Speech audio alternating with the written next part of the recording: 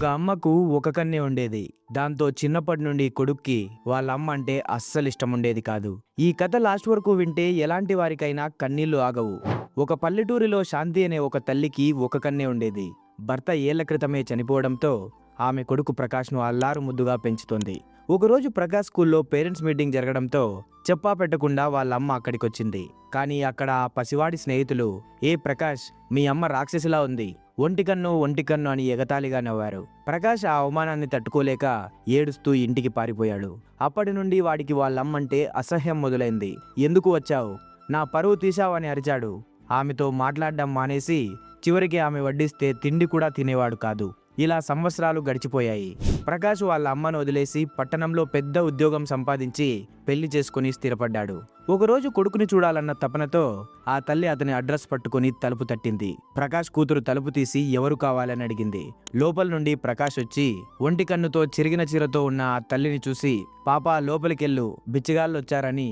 ఆ పాప లోపలికెళ్ళగానే తల్లి దగ్గరకొచ్చి, ఎందుకు వచ్చావు ఇక్కడికి, నా పరువు తీయడానికా, ఇది నీ కొడుకు ఇల్లు కాదు, మళ్ళీ ఇటువైపు కనిపిస్తే చంపేస్తాను, వెళ్ళు అని ఆమె ముఖం మీదే తలుపు వేశాడు.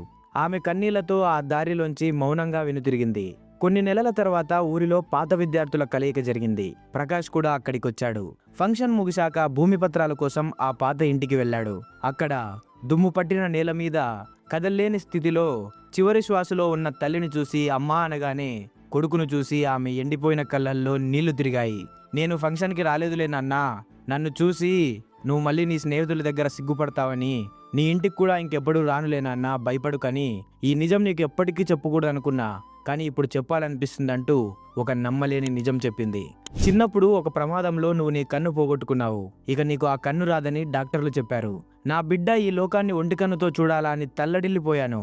అందుకే నా కంటిని నీకిచ్చాను నాన్న అని ఆ మాటలు చెబుతూనే కొడుకు ముందే ఆ తల్లి కన్ను మూసింది. అమ్మా అంటూ ప్రకాష్ గుండెలు పగిలేలా అరిచాడు. ఆ క్షణం ఏ రూపాన్ని చూసి అయితే జీవితాంతం అసహించుకున్నాడో ఆ రూపమే తన రూపమని తెలిసి వాడు కుప్పకూలిపోయాడు. ఆమె పాదాలపై పడి నన్ను క్షమించమ్మా అని పిచ్చివాడిలా ఏడ్చాడు. కానీ క్షమించమని అడగడానికి కూడా ఆ తల్లి అక్కడ లేదు. ఈ లోకంలో మనం అసహించుకున్నా మనల్ని ప్రేమించేది ఒక అమ్మ మాత్రమే. వాళ్ళు మన కోసం చేసిన త్యాగాలు మన కంటికి కనపడవు. దయచేసి తల్లిదండ్రులు ఉన్నప్పుడే వారిని ప్రేమించండి. ఈ క్షణం మీకు మీ అమ్మ గుర్తొస్తే ఈ వీడియోని లైక్ చేసి దయచేసి కామెంట్ బాక్స్లో లవ్ యూ అమ్మ అని కామెంట్ చేయండి. అలాగే మీ ఫ్రెండ్స్ అండ్ ఫ్యామిలీకి కూడా ఈ వీడియోని ప్రతి ఒక్కరూ షేర్ చేయండి. అండ్ ఇలాంటి మరిన్ని అవేర్నెస్ మరియు మోరల్ స్టోరీస్ కోసం ఇప్పుడే మన ఆరి ఛానల్ని సబ్స్క్రైబ్ చేసుకోండి. నేను మీ సాయినాథ్, సైనింగ్ ఆఫ్, టీమ్ ఆరి.